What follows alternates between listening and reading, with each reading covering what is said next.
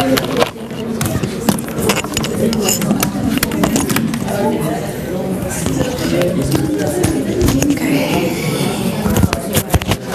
guys, let's start. Come now. Okay, I hope that you all feeling a heck of a lot more comfortable about where we are at the moment. Who of you have not yet come to visit the personal attention point? Today we were told by somebody they've come for confession. Okay, it is very close to a confession state. We don't even talk out of the room whatever you're confessing there. Next Thursday, there's still some opportunities, especially for the guys that are trying to fast track. I would recommend that you actually do schedule an appointment so that we can go through the things faster with you to make sure that you have the maximum opportunity to succeed. Okay. Today what we're going to deal with is we're going to talk about the research design. Now for you that are not yet there, it might sound a little bit too detailed. Some of you are already looking at it. But it is important for you to take this into account when you start looking at how you're structuring your problems, etc. in any case. So we're going to talk, we spoke about the basic things about the research design last week, and today we're going to speak about some more issues around research design. If you start looking at your questions, who of you have your research problem now tight? Who of you believe you've got a nice solid research problem now? Who of you don't have a solid research problem? Hands up. Oh dear. And I've seen some of you today, so I don't believe you that you don't have one. You might not have had it, but I think you got there. So you've got your problem together, more or less, and you're starting to understand what are going to be the empirical sub-questions that you're going to address. Remember, you start with your research problem. You then say, let's phrase it as a question, and we're breaking this up into bits that we have to answer from the literature and bits that we have to answer from evidence that we're collecting empirically. This part deals about capturing that data. We've spoken about case study last time. We've spoken about detailed surveys. Have all of you, who of you haven't yet got a vague feeling about what way you're going to go about gathering your empirical evidence? Anybody don't? So if you put your hand up, so if I can ask anybody, any person whatsoever in that corner, what kind of yes you? Yeah, you're not doing your research now. He is. So what kind of thing are you going to do to get that bit of evidence that you need to prove?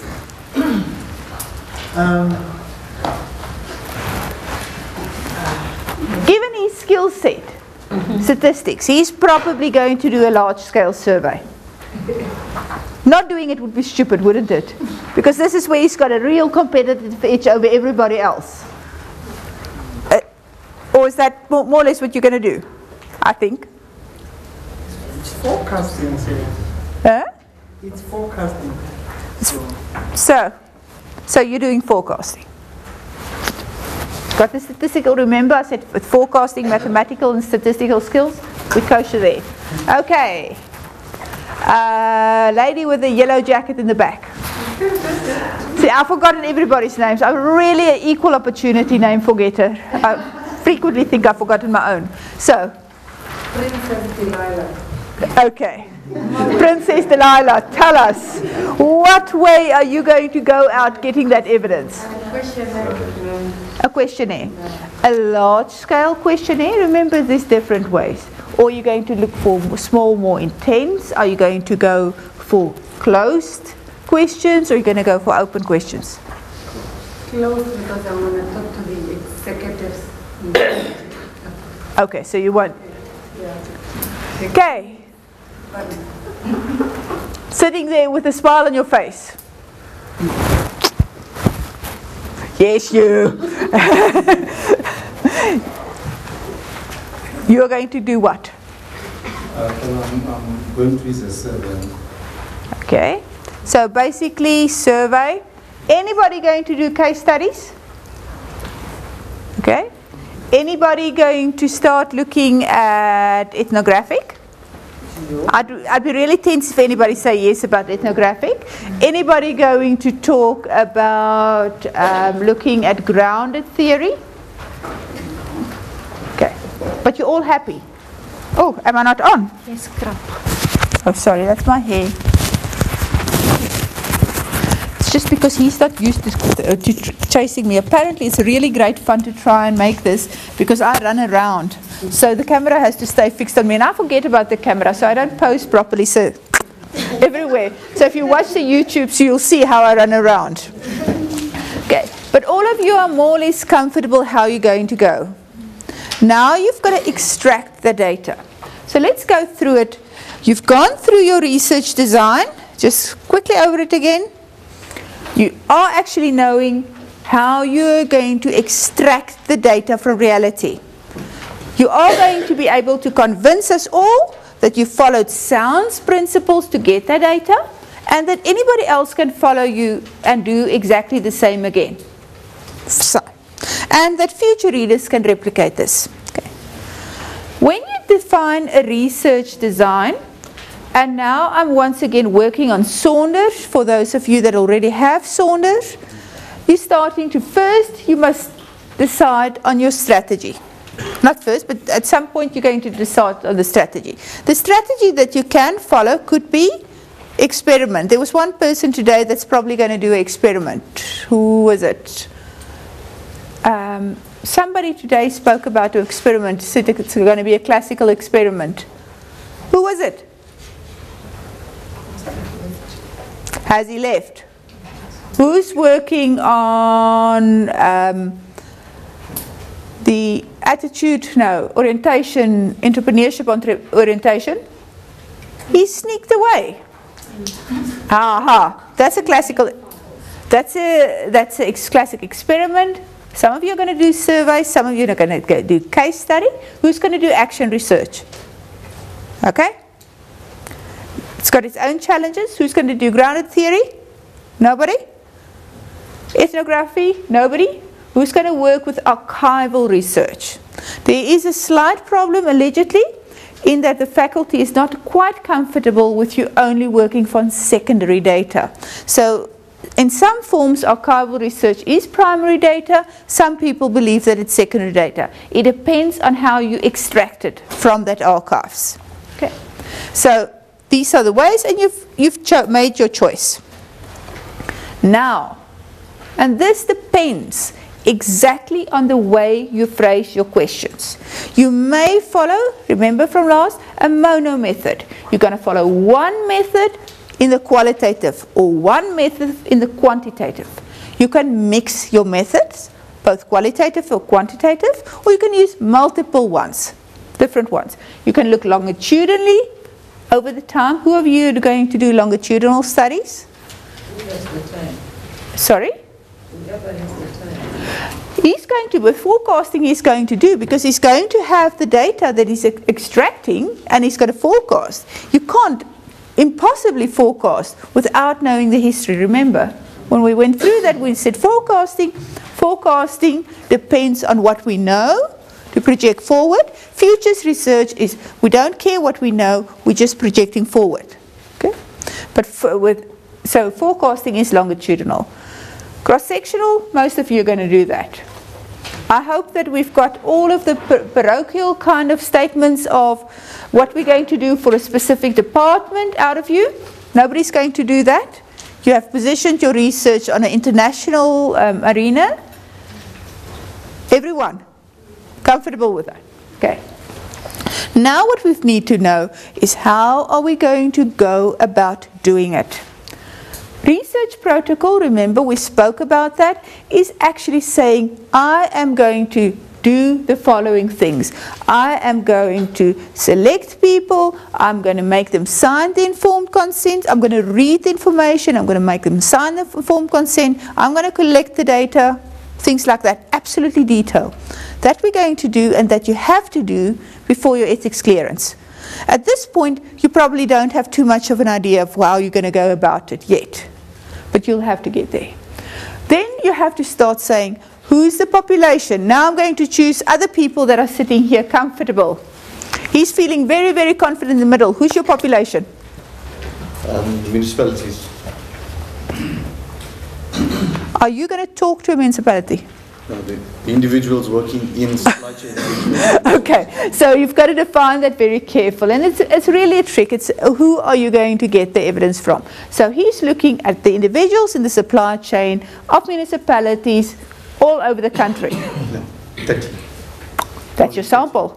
That's your sample. Your population is still everybody around here, but you're going to sample 30. Okay, who's your population? Myself. Yeah. From the companies which have undertaken this challenge, I have about 40 clients across the country. So you are looking at companies that have undertaken this already? Yes. Okay, and the population is 40? Yes. How many are you going to sample? It's about 15. Okay, we're going to talk about that now, whether you can actually sample 15 out of a population of 40. We're going to talk about what's the appropriate levels. Who else can I use as example? I'm doing the qualitative study interviews. My population would be the labour relations practitioners in the public service. My sample would be experts, which I lay down a criteria. Okay. Qualitative, it's not going to be random sampling. So it's purposive sampling there. Theoretical sampling or purposive, depending on how you go through that. Okay. Everybody comfortable about the difference? Sampling procedure. Okay. Who's going to do total random sampling? How are you going to choose? If you think you're going to use 15, how are you going to choose it? Okay. Currently, the reason why I'm looking at that, there were different implementation on the goal alignment with different, if I can call it, programs. Yeah. So I'm looking at the ones which have been done, where productivity SA has implemented them. So that's 40. Yeah, from the 40. And then from there, I need to look at how they were evaluated over the years, and how, because also concentrating on the data which I'm looking for. Yeah. So basically, I still have to think about it in terms of the methodology. Okay. Yeah, but not the methodology. You're saying you're going to use 15 people out of 40. How are you going to choose that 40, that 15? I think I also need to develop a criteria in terms of... Okay. In that case, either or I would simply, depending on what form are you doing qualitative? Yes. You may be getting around with lots. If you had random sampling on 40, you would do every single one. Okay. You can't do that. Who's going to do random sampling? Who's doing surveys? Hands up. Okay. Your population. Now you've spoken. Let me use. Armstrong. My population? Yeah, who's your population? Okay, it's retail customers. Customers of retail shops. Okay, so this is many. How are you going to sample? Probability sample. How are you going to do probability? You're probably going to stratify to some level. You're probably going to sample first. Your first layer is all retail environments, and there's so many hundreds of them, and you're going to sample some of those.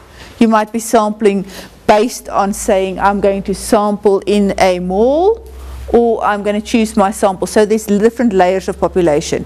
You want to know about retail. So there's so many malls, or there's so many businesses, or whatever. So your first sampling is where are you going to collect those guys. So you're going to sample a position. That is not going to be random. You're going to make a case that somewhere where you have access to it, that this mall is a good representation, not because you've randomly sampled it, but this is a typical case. And if I found this kind of behavior in, say, in Gauteng in a mall, I can expect the same kind of behavior everywhere else. Or you can say, listen, I'm stratifying it. I'm grouping these kind of places together in big malls, medium malls, strip malls, whatever. and I'm going to sample one of each. That's your first tier. Your second tier is now I'm standing here and I want to go into Edgar. I have, for very good reasons, chosen Edgar, company A, because I remember they're not going to give me permission to say who it was, and I'm waiting for their customers. Now the chances of Edgar telling me, yes, it's okay, I can go out there and I can talk to their customers, is going to be very, very slim. So you're probably going to stand outside the place and wait for people with the Edgar's bag to come out. This is part of protocol. You're explaining it. You're going to go out there, you are going to select your population for this will be the guys that are coming out there. Okay. How are you going to do random sampling? Are you going to interview them or are you going to send questionnaires? What are you going to do? I think it's going to be self-administered. Okay, self-administered, so they can choose and leave. They can select it and possibly do it, or how do you plan to get the information out of them? Through the questionnaires. Yeah, but are they going to fill it out? Are you going to stand there?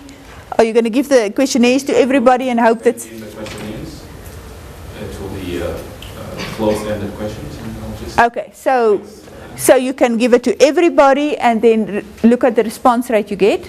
Or you can stand there and say, listen, I am going to ask every 5th person that comes out with the Edgar's bag. I'm going to sample them. That's going to be random enough. You sit there with a box of chocolates and a chair, whoever gets you give them. Do you remember that part about payment or reward for getting information? Do you remember that part? Even chocolate could be regarded as a bribery. I mean, there's ways to, just because the lady that is administering the questionnaire happens to be smiling and pretty, and therefore attracting some of the people you want to talk, but then you're bringing bias in your sample because the nice-looking ladies ain't going to go there. Most of the ladies aren't going to go there. The men might, so you've already got a bias. You've got to choose that. So all of these decisions is something you have to make very carefully, and you have to know why you're making it. So what's your sampling procedure? How are you going to collect your data?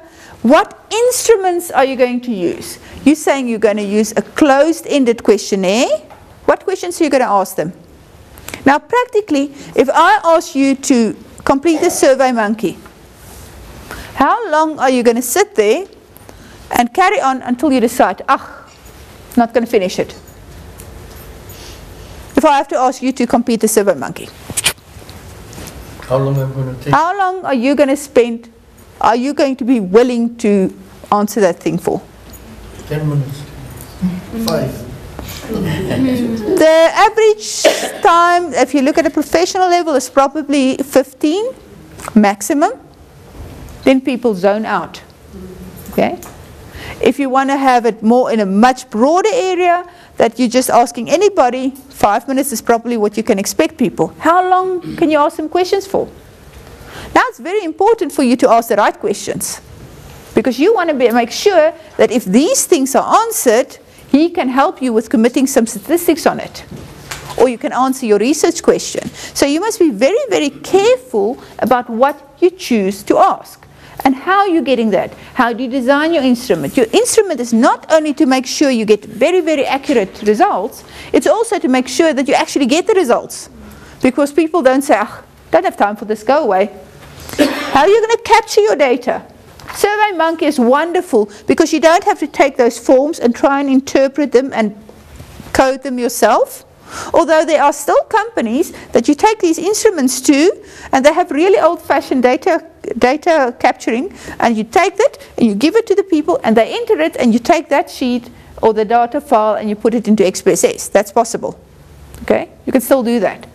But do you really want to sit there and type them in? If you're doing detailed interview, remember, for every 1 hour of interview that you have and you want to transcribe that whole interview, you're probably looking at 8 hours of transcribing. How are you going to capture that data? And especially people that want to go for detailed interviews, it's really very important to remember that capturing is important. Can we use software of last TI? Yes, but that's, you've got to get it in there. So I have to transcribe it. It must be in words. Listen to voice. I'm going to use audio. Yeah, but from audio, You have to it gets... type it. And the problem is things like drag and speak don't work properly yet. So it's very difficult to get from verbal into computer formats. You probably either, and this is where the project plan is very important, either you're going to sit there and type yourself, and if you've got my typing skills, it's probably not going to be as sensible, or you're going to pay somebody that does it. Court transcribers do it, that's their job. You give them a recording and they change it. Yeah. So, how are you going to do that? It's very, very important because initially you make very simple decisions and you think those are going to be, but you've got to remember that research is the art of the possible. If you can't get the data, if you can't capture the data, and you can't analyze it. Now if I ask you how are you going to analyze the data and you say Atlas TI, this is just telling me that I'm going to use a green pencil to write it down. Doesn't say anything more. What are you going to do? Are you going to do content analysis? Are you going to do theme analysis? Are you looking at emerging themes? Are you looking at a pre-identified themes that you're going to look at? How are you going to do it? So when I talk about data analysis, I don't want SPSS. Don't care whether you use SPSS or a handheld calculator. What I care about, are you going to do factor analysis? What are you going to do with it? How are you going to analyze it to answer your questions? Now when you look at your instrument and when you look at your questions that you answer, you have to make sure that you know the right answer here. And remember, all of those articles that you read told you what people did. Okay. Did they do factor analysis? What did they do? Your research methodology textbooks that you're now going to get much more familiar with will indicate what you have to do. And when you go and consult, because before you even think of giving your instruments in for ethics clearance, you're going to go past the specialist to tell you, can I analyze this? Do I have enough here to do the kind of analysis that you expect me to do? Because you could be collecting information, you think you're going to do something with it, and you can't because you don't have all the information. So when you've designed that instrument, you go and have it checked. To say, okay, if I have this, can I do what I want to do? Or am I going to sit with a whole heap of evidence at the end and go, I can't answer the question I wanted to answer. What question can I answer? And you don't want to be in that position, so you plan from the beginning. So can I ask a question? Yep, stop me at any time. If I'm doing case study, this is what I'm looking at, and I'm in South Africa, and I'm looking at how do I know the quality of information, because it's a qualitative study. How do I know the quality of information that I select from this selected case study is sufficient enough to... Okay. What evidence are you, what is your case study? I'm looking at guiding frames for social entrepreneurs in South Africa. Okay, so you're looking at social entrepreneurs. What case study are you going to use? I'm still debating on the issue around the social values is what I'm looking at. And looking on entrepreneurs who are using social values, you find them in business, you find them in NPO, you find them in enterprise. So okay, so you're probably going to do purposive sampling of these cases, and you're probably going to have more than one case. You're probably going to do something, as in building theories from case studies, using Eisenhardt. So how are you going to choose those cases? First thing. Second thing is, what evidence are you going to use? Are you going to use recordings that you then start transcribing and analyzing? Now you're going really, really into the interpretivist side of it. What is important in interpretivist? Is unpacking the themes. Unpacking the themes, but it's understanding how they experience it. So what about the quality? Are you worried about that? They're not going to lie to you unless they lie to you. The quality of that data is 100% because this is what they really said. what I'm looking at is if I select 3, will that be sufficient enough to give Okay. me enough quality? No. That depends on how deep. You can select 1 if you go fully interpretivist, okay? You want to be able, if you start looking at it and you go through our type process where you say, let's analyze this, let's look at the theory, go back and analyze it again, that you get theoretical saturation. So probably what you're going to do is you're going to start with 3 and you're going to see if I get consistent answers. If after 3 I get new things all the time, I haven't got enough. So you want theoretical saturation so that you're getting the same answers over and over again. Anything else? Happiness. Okay, this is just the first slide. So now we're going to go to the detail. Okay, we're going to look at collecting the data. You collect data in accordance with the problem and the questions that you're looking. What's your problem statement? What's your research questions? And you're going to collect data. And you should use the most appropriate kind of sampling. Now there is something called a convenience sampling. People get really, really stressed about that. Okay, the moment you call it convenience, why am I going to look at that site? Because it's close to me, because I have access to it. Okay, it is very stupid to try and get it past any approval process by saying I'm taking a convenience sampling. You're going to find a really solid, convincing argument that tell you that that sample is either purposive. In other words, I have chosen it because it encompasses all the requirements, or it's compelling. If I've done it in this case, it is so clear, nobody can make it, if it's happened true here, it will happen true anywhere. Okay. So, yeah? In the example of the gentleman, he was talking about a population of 40 establishments, yeah, whatever it is. And maybe in my case, let's say I wanted to get, out of the 40, if I get 40 responses from those 40, I'd be happy. But that would be impossible. But that is you see, that's different. Are you going to do questionnaires? Yes, I will. Okay. So you are going to do a quantitative study, type study. Yes. Okay. So in order to do that, you have to sample randomly. Okay. Random sampling, 40 means you get a census. You do sample all of them. There's a difference between who you sample and who responds. Okay, so your response rate is the issue then. And analyzing, and he will be talking to you in depth about what would happen, at what response rate you need from those guys to say anything with any amount of reliability. Because my main issue, I went to a curriculum for people. The issue was that the response rate is too low for one doctorate candidate, do you understand? That's the fear. Okay.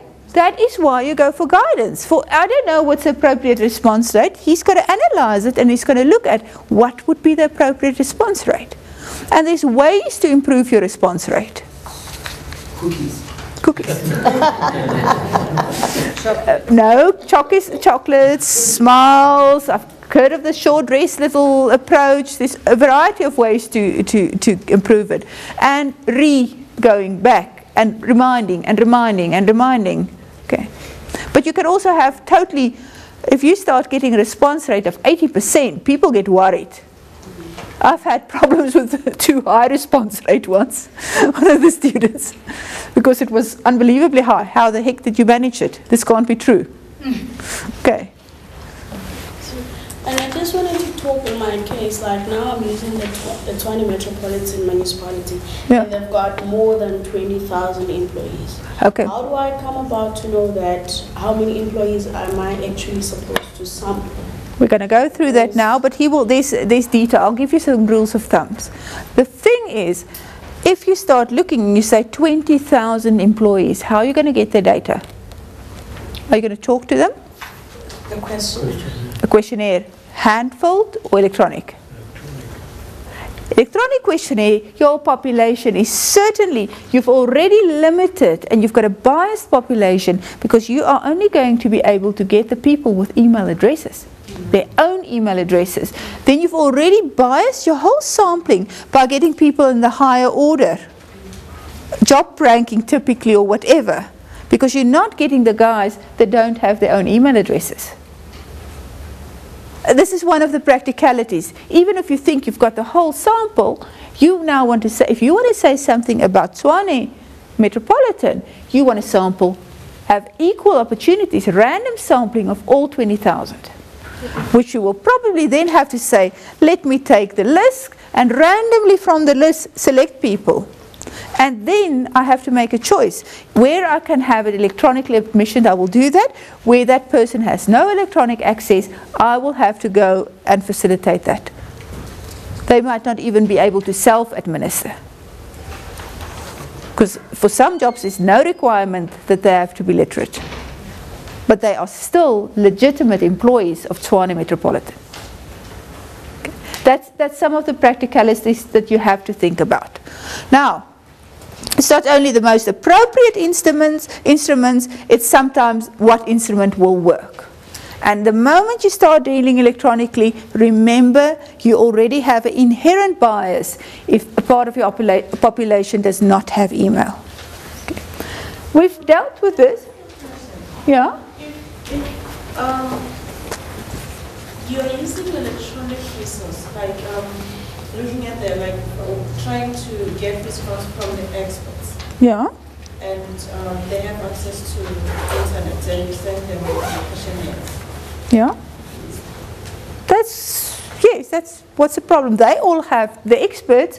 If your experts have access, I mean, if you want to go talk who's working with the vendors of food in the street vendors of food. Somebody's working with street vendors, okay? Do you think they are experts? They certainly know how our food works at street vendors, but they certainly don't have email access continuously. Although with smartphones, things have changed. So you've got to just take these things into consideration. It's important to understand that even in a case study, there are different sources of evidence. This comes from Yin, classical case study textbook, okay? And one of the older versions. If you look at documentation, this is stable evidence. So if I want to sample documentation and I want to say, let me look at what happened in the management minutes, because it would tell me an indication of what is being, how I'm going to sample it. That's stable. I know exactly what it is. But there could be concerns around access. Now, there's one of you that have already found out that the people that she thought she had complete access to, in fact, she does not have. And she had to she's going to rephrase her whole study and basically start again. Who of you have not yet cleared out that you actually have access to the people? Not yet. Not yet. Dealing with students, in fact, if you start dealing with students, the protection of information and personal protection is now going to make it much more difficult. You have to, in fact, get permission to use every single time that you ask them. You don't have a covering state that this information is available. You, in fact, have to get permission from a student to ask them if they're male or female. It is that. And you cannot just say, they look more or less male, so I assume they're male. Okay. There's different theories. In some cultures, I would obviously qualify as male because I'm wearing pants. It would be difficult to interpret me in that way from many other characteristics, but from that, so you can't just make any assumption. Be very careful. Make absolutely sure at this point that you actually have the permission to use the data that you want. You don't want to be halfway down the study, even have ethical clearance, and then you find out it's not going to work that way. Okay? Please check it, make 100% sure. Research is the art of the possible. If it's not possible, you can't do that research. Archival, but it's got, documentation has a bias in who's going to talk to it, what are they trying. If I look at closed-out reports on projects, okay, and I read that, who's written the closed-out project report? Somebody that really wanted to show that this project was a success, or somebody that really wanted to show that there was a heck of a lot of problems in this project? Who wrote it? There's some bias in there. There's nothing objective about it. It pretends to be objective, but there's some serious bias. So there might be bias. You might not be able to actually retrieve it. There's a lot of documents. Where do you get it? It's difficult to select. And people might deliberately block your access. So you want to go talk about Swane. And there is the evidence. You know it's there. And you've got right to get it, but they just don't give it to you. What are you going to do then? So you've got to really consider that. The next thing is archival records. Same thing, but it's your accountability. There could be privacy issues. So you want to look at a municipality, and you want to look, say, at any problems regarding missing assets. Okay. Do you think you're going to get those reports? No. They are there, but they're not in public domain. So if you're looking at that, it might be an issue. So if you depend on that, can you get it? If you've got interviews. So the good archival records that would go perhaps in the same, like in the instances of getting students' records. Yeah. You've got to get permission. Your ethical clearance is going to be hell. Simply. But you have to go through that. That's the data you want. The institution will have benefit from that, so they will want to give you permission. But you will just have to cover all the bases. But what happened in this case, because I do have access? No, just because I have access doesn't mean I'm supposed to have access. Ask her. She had all the access in the world. She knows exactly what's cooking there. Sometimes if you know what's cooking there, it's easier to get formal access. So, if you've got something that's different, you can go hunt for it. Just because you have access doesn't mean that you can use that in your study and report it. Permission. Yeah. Just because you accidentally have this heap of internal documentation and you know exactly what happened, does it mean you can use it? No. No, it's not a shortcut, and I'm not trying to demoralize you. I'm trying to prevent you from going through a painful experience. Okay. You want to make sure you can get it. Okay. Interviews, there's response bias. Are they going to try and tell you things that make you happy? Are you going to be in a position where somebody will try and tell you things that they think you want to hear? Are you going to ask questions that they have a time to think about? That they could reflect on it and decide on something else? Are they really going to remember what actually happened? Or as time goes by, I try to forget the bad bits and I just remember the good bits. And I am not actually going to recall what really went wrong. I'm just going to remember I was perfect. It was that blinking cow that failed the project. And everything I can recall is going to be that it's her, although it might not be true. But my mind, and I'm using myself as an example, men are very good examples. It's always somebody else. I only recall the reasons why it's somebody else's fault in any relationship failure. Okay? So, inaccurate recall. You want to be able to get that. Okay? And if your questions, if you don't ask the right questions, it's really fun to listen to some of the interviews with some of the really astute politicians. They will give you the answer of exactly what you've asked. And if you look at a lot of the fun and games when the DA asks questions, they get answered on the question they asked. They're not getting the answers on what they were trying to ask. They just get the answers on what they're asking. So you've got to be very careful there. Direct observations, it's real. But it could be very time consuming. I might want to say, I want to observe the whole skill set about how people are actually dealing, salespeople are actually dealing with, and I want to go sit there and I want to analyze it. So sit there, I look at this and I make notes and so they can analyze it, and I then decide, okay, the guy is bought. And I start getting evidence that way. Wonderful evidence, but it takes a heck of a long time. Okay? People react differently if they're being observed, you know that, and it's very expensive.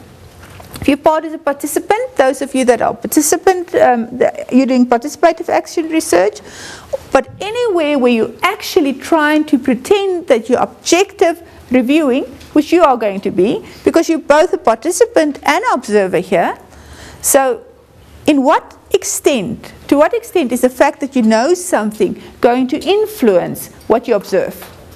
Or that you're part of something influence what you observe? In his case, it's going to be one of the most difficult parts. He knows things. He may know a heck of a lot more than what people are telling him. To what extent is that going to influence?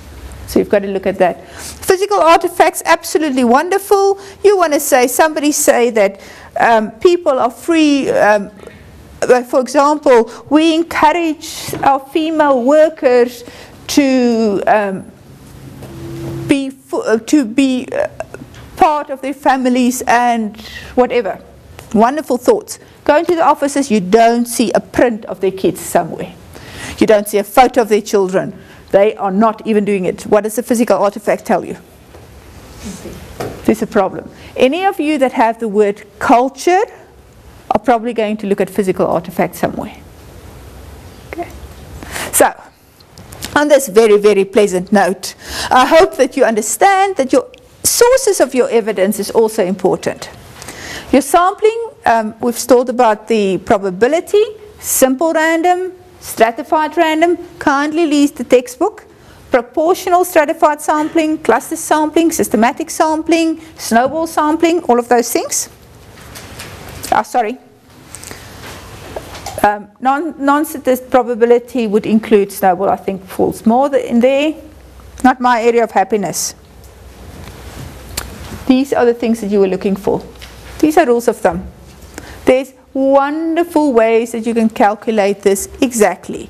But generally, if it's smaller than 100, you do everything. You can't take a sample there. If it's about 500, you should have at least 50%. Okay? If it's around 1,200, you can sample about 20%. More than 5,400 is enough. And what does our time statistician have to say? He's going. I have lots of things to say. Oh. If we can add one. I think one of the things we suggest with Prof is that for every question there has to be 10 respondents. Yeah. So that is another part in being able to analyze. Those are rules around can you actually analyze this. Okay. So you can't do much statistics if you have less than 10 in your sample, full stop. But if, you see, one of the biggest things we calculate is if you know the population, there's something called statistical sampling power. That's the first thing. That's the first point of entry. And this is some ideas about that, but it's not mathematically correct. Okay. So probably it would be useful if you just come and talk to that. Just generally give some notes to the guys. It's much better to get the people that really know. And it's not our time as the decision. Yeah, you've got to stand here. He's got to take photos of you too. Come. It's not our time statistician. He's our expert. Thank you. And everybody is available to make appointments with. By this time, you should be making appointments. And he's not going to charge you 100 rand an hour. And if he doesn't, just send you up.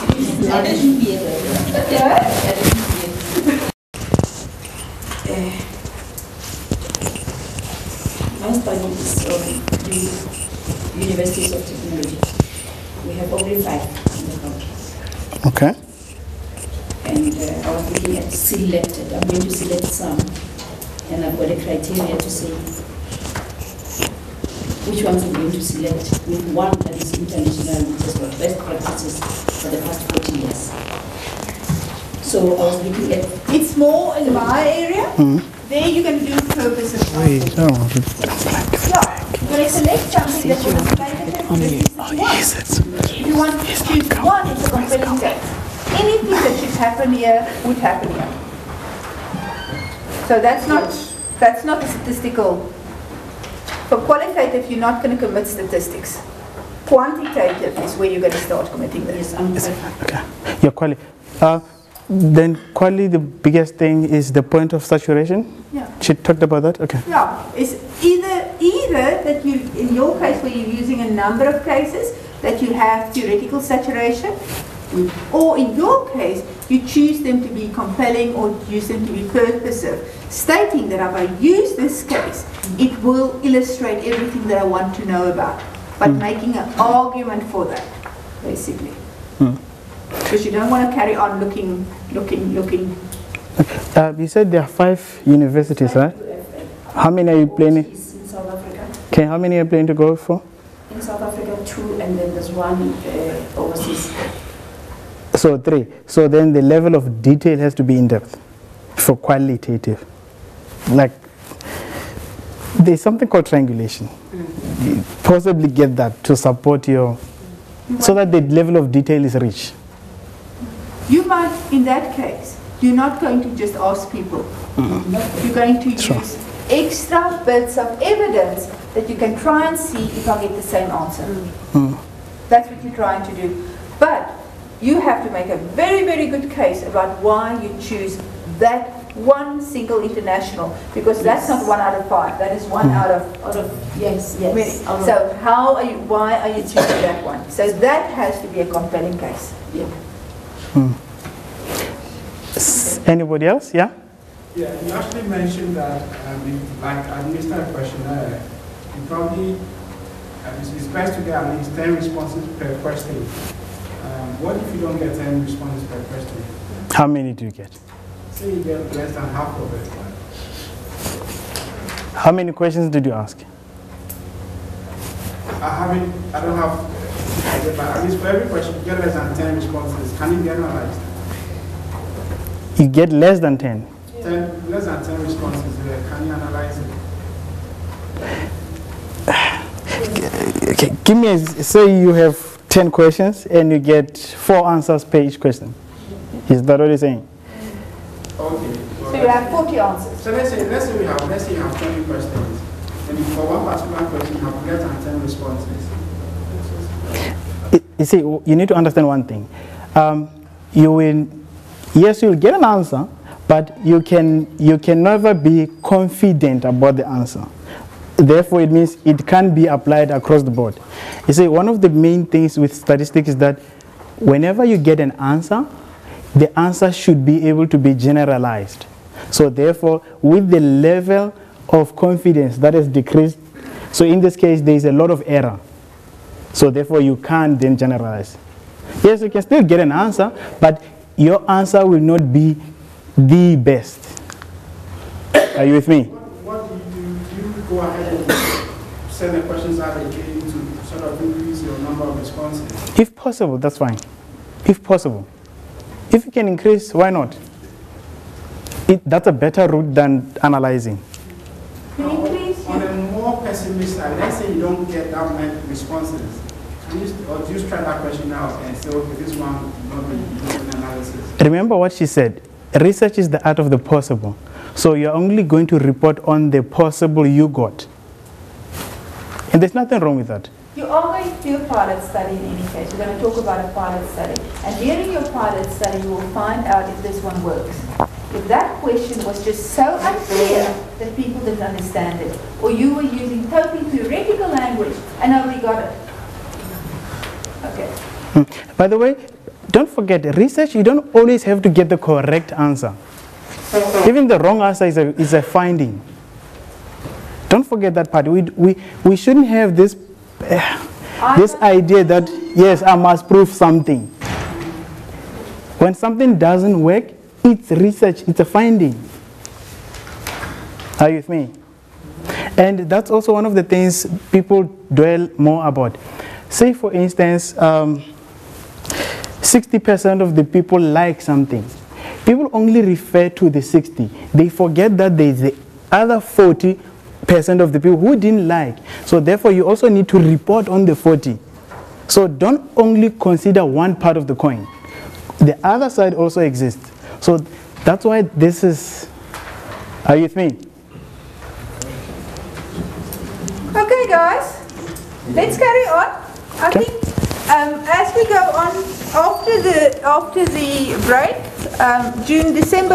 June holiday break, this kind of thing is going to be much more. We're just really going over, giving an overview at this point to enable you He's going to have your full attention and detailed at the point that you've already dealt with your instruments before you hand it into the ethics committee. Yeah? My symbol is being affected by language barrier and illiteracy. Okay, let's just talk about that. That's really interesting. You are going to ask people that speak multiple languages. You go into a building site in Gauteng. In what languages should that question be? The language that I can't talk with. What is those languages? Venda, Zulu? English. Probably Zulu and English, you'll cover most of them. Because Zulu, coming from our mining heritage, Zulu is a language of work in the construction environment. And Xhosa to some degrees. But very low percentages. Very low percentage. But there's research. You can look at the languages. There's research being done about the languages. So you can look at that, you can report on it. Or in your pilot study, you can go and find out what languages do people actually use. That's part before you put it together. Now, the problem is with a lot of these is that you want an accurate answer. So people must understand the same thing that you understand to give you an accurate answer. So what, if I use a certain term, what do people understand from it?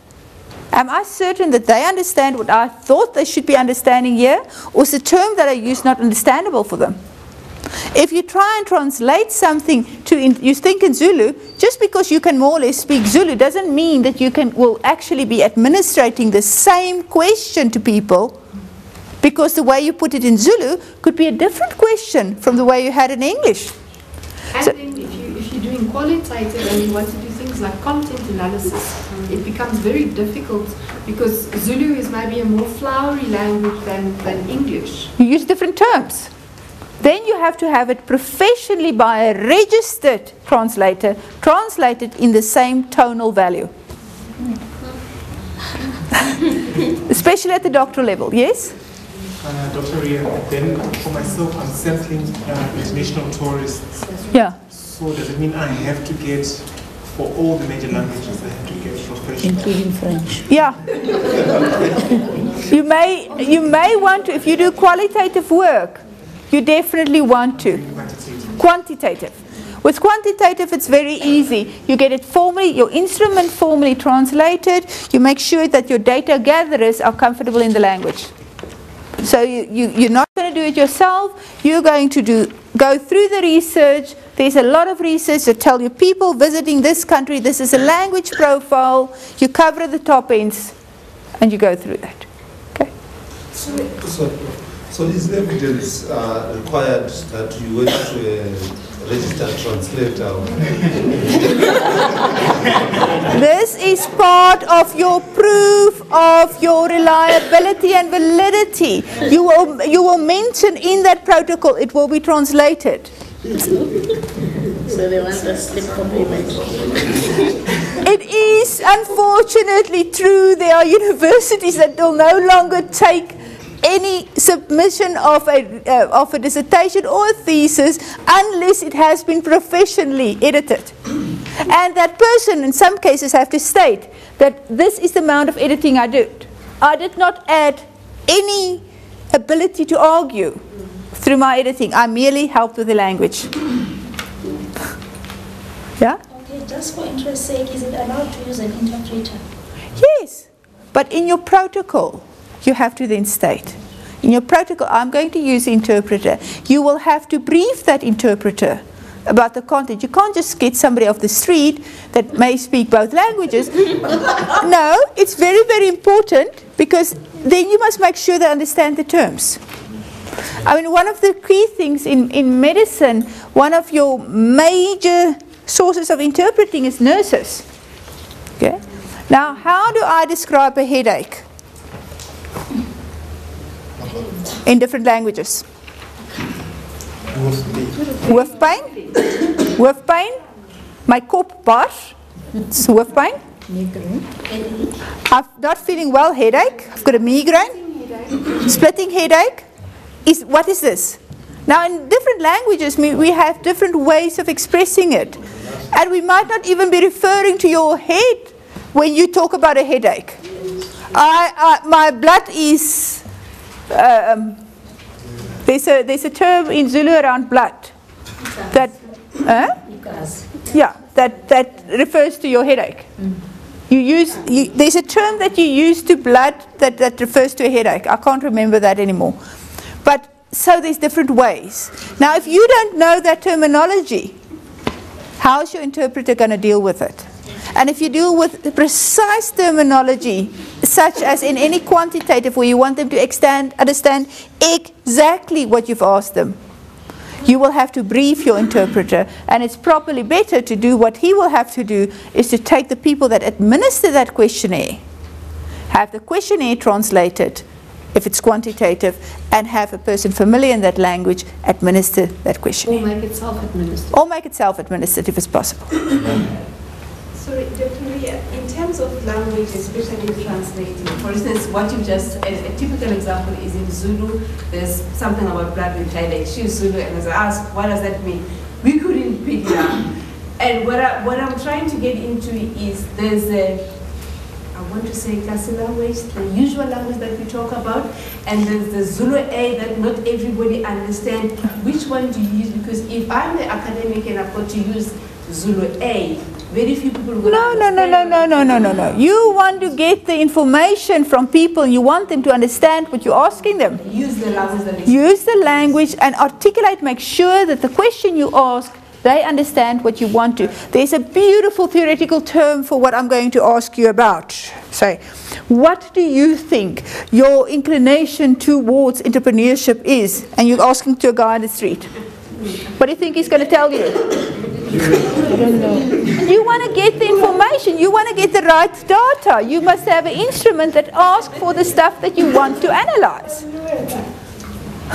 We had a submission Yours to HSGC last time of a questionnaire which was supposed to go to correctional services, to the prison guards.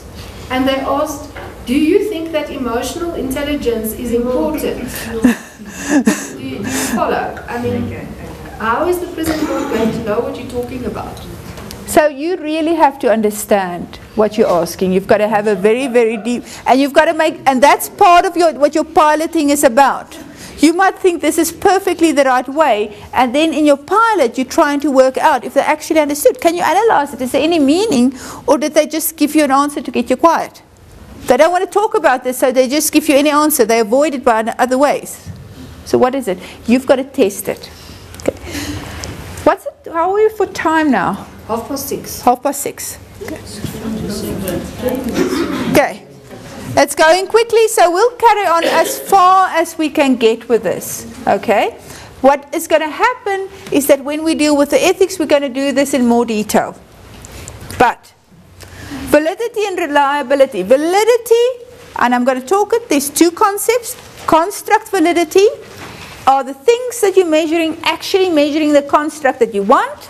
Criterion related validity, are they actually asking the same thing? Now, if you start having something with 100 items, you're starting to get a very high criterion reliability. However, validity. But however, can you get somebody to sit down for 100 questions?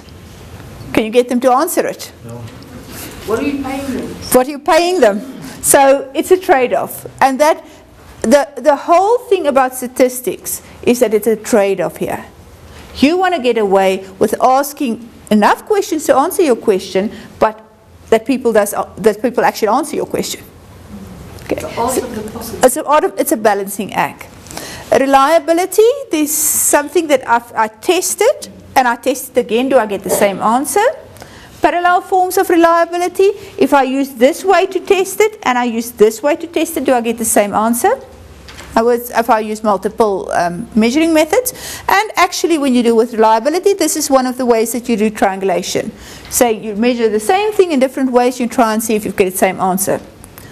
One of the best answers that you can get in that case is to see, if I ask, I'm trying to triangulate here about how students understand supervision. Okay, I ask the supervisor, how well do you think the students are experiencing your supervision? They think I'm brilliant. Okay, you ask the student, how well do you think this guy supervises? Okay. But now I've got to ask, because I'm not going to ask you supervise, I'm going to say, to what extent does he give you detailed feedback? How quickly does he give you feedback? Does he actually give you feedback? No. Okay, so all of those questions that you didn't look.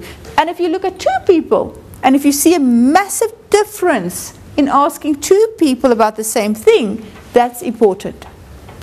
So they're not getting an answer, you don't want it to be exactly the same. You want to see, okay, obviously supervisors don't really get what their students experience. What can we do to get them to understand it better? How can we inform them? And some of the work that I'm currently busy is around that. Okay, so it's the internal consistency. That's where he'll be happy about Kronbach alphas. Are the iterator. Okay, so I am going to interpret your mark. You're writing a test, I'm getting the answer sheets, but unfortunately you're at UNISA. And you're not the only student of 200 that wrote this test, you are a student of about 10,000 that wrote the test. You think I'm going to mark them all? Not a chance. So I've got to set up the exam, I've got to set up the marking schedule, I have to get my markers in. And I give them all a sample randomly, and I give them a few papers, and they all mark them. And we see how far they're apart. And we have a long, long discussion about it. And then we mark some more until we get consistency, until we know that all the markers are going to give the same mark to the same things. That's iterator consistency. So if you start looking at that and you have different people interpreting things, you need to be able to prove that there's a consistency in how, reliability in how they do that. Okay. Reliability, that's really comes out of Bobby and Mouton. The newer version also has it. The first one on the left, it's perfectly reliable. All together, really lovely. But it's not valid, it's not on target. Second one is on target, but it's not close enough. So it's valid, it's not reliable. What you want is valid and reliable. You want to be at the end. Okay.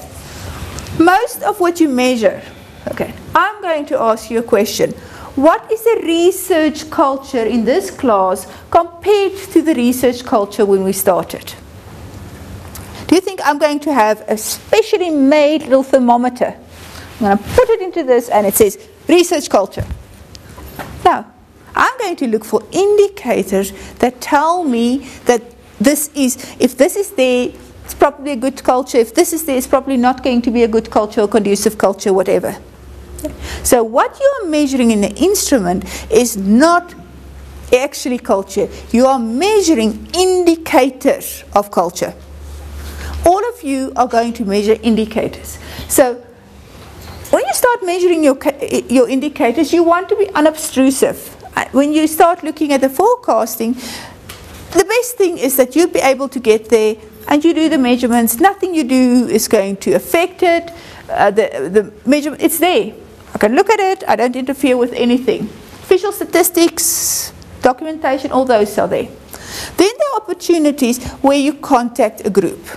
Now, if you do a questionnaire, you're contacting a group, and there's other issues around that. If you're doing standardized tests, typically, if some of you that looking at the HR side may be using standardized tests, you pay for them. Okay? Somebody developed them, tested them, proved that they work, you pay for them. Attitude scales, the Likert scale or the semantic, we're going to talk about Likert now. Scale, we're saying 1, 2, 3, 4, 5, how do you feel? Or you fully agree, or I fully agree that this is, I don't agree at all. You know those normal kind of questions, attitude scales, or rating scales. If you start looking at this, who of you remember this questionnaire? Yours didn't say discourse, yours said research proposal or something like that. Remember this? Mm-hmm. Okay. This comes from a very standardized test. You don't pay it. It's for it. It is a self-efficacy test. We are trying to measure how what is your belief that you can do a task? It's been proven that if I ask those items and you say not at all true, I give you a 0, or a 1.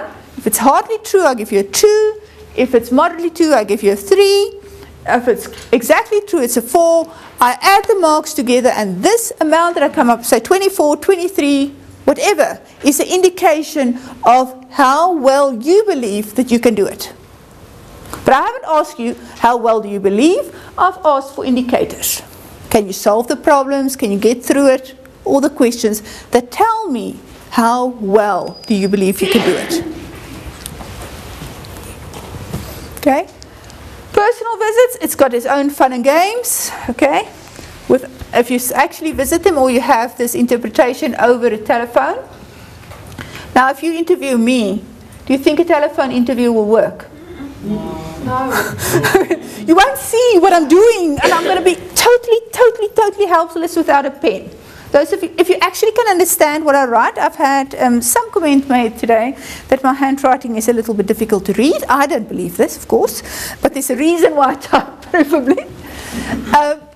But are you going to be able to get certain things? So telephone interviews are very often very useful. But if you start doing really in-depth interviews, you only do that when it's physically impossible to visit a person. Especially if I look at somebody and I interpret them in their physical situation, I'm going to have another feeling about them than when I just look at their voices. If you just look at my voice, how do you think I look? There's a different image there, isn't it? How do you think I feel? I don't show emotion.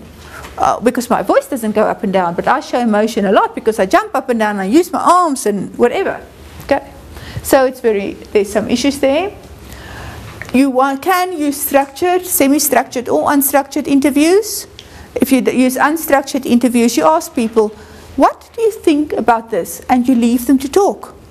Then it's probably very interesting to know what they mention first. What do they mention? What don't they mention? Because I don't tell them, think about that. You can ask probing questions. Okay?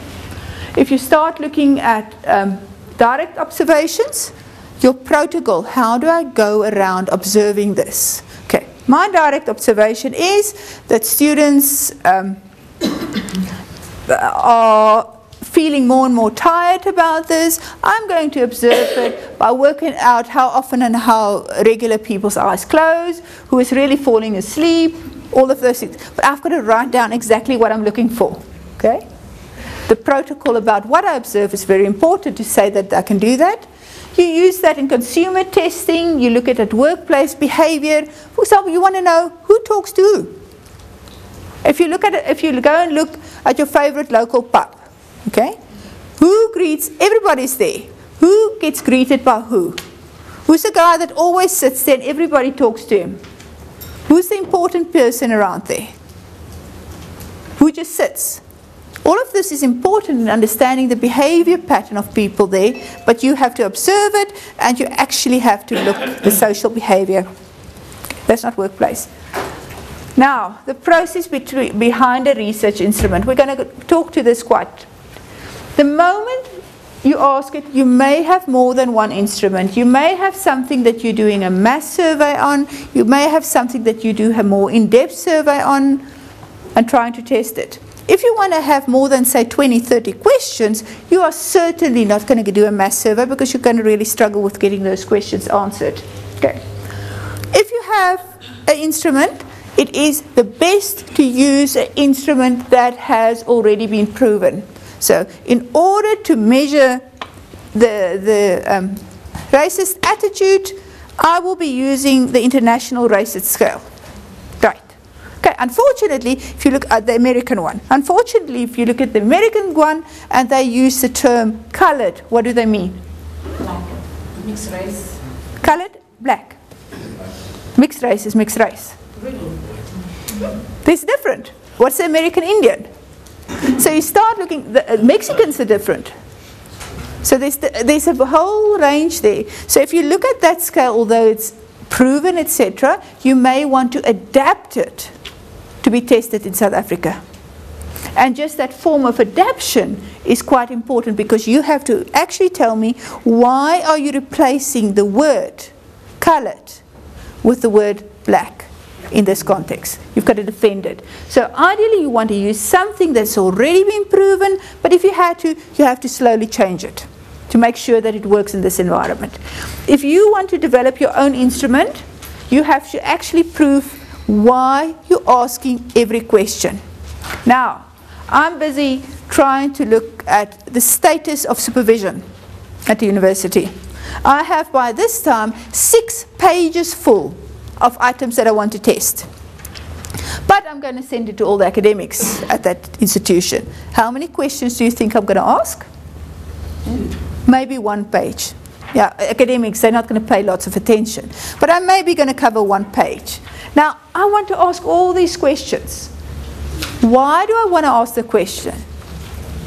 Which one is going to work? So when you start putting it together, you want to have a defendable. What's the question that I'm going to, or the item that I'm putting in the questionnaire? To what research question is it going to be? Research sub-question. How I'm going to analyze it? And is there literature to tell me that if I ask this question, it indicates something that I want to know about? I can't just go around asking a question. So if you're going to develop an instrument, in your literature review, remember we said that behind your research sub-question, you have to do literature. So in your literature review, you are basically going to come up that in order to measure it, we have to look at these aspects. You can't just put in a question because one morning I got up in the bath, or I was sitting in the bath, I was half asleep, drinking a glass of wine, whatever, and I came up with this question. You can't do that. You've got to give a defendable reason on why you've put that. And then you're going to talk to the statisticians, and then you're going to work out if you can actually analyze it. So there's a whole process behind that. We're going to go through this in much more detail. The reality is at this point, you have to be aware of the things that we've spoken about. Okay. Pilot test, as we've spoken about it, is really, really important. You may think that you've got a perfect instrument, and then whoever gets to answer it, look at you and say, I don't quite get this word. What are you meaning by that? You might think that the question that I'm designing is going to take me 10 minutes to answer, and then people sit and they take them 20 minutes to answer. You may want to know that certain statements is not clear. You want to know how practical it is. All of those things you test in a pilot test. So your pilot test is really, really, really crucial. And in your research design, you specify how and when you're going to do your pilot test. And typically, you take the results of that pilot test to refine your research design. So you probably report about your pilot test in your design chapter and not in the results chapter. Research protocol, we've spoken about that. I'm not going to carry about it. Finally, ethical issues. Is there anybody here that haven't got the ethics message by now? TUT is getting really, really serious about ethics. If you ask Professor Barry, she spent some days in ethics training now already. What is important for you is that you're going to be the first batch of students that will have all their proposals or their ethics clearance given. Okay? So that's why we're putting such a massive emphasis on the process of getting you and your supervisor together and have the chair of the faculty ethics committee in there as well. It is very important. Make it easy for yourself by not trying to upset any ethical concern. Okay. Any further questions? I know everybody wants to run away, and this was a really heart-wrenching, painful day. Thanks, guys. See you next week.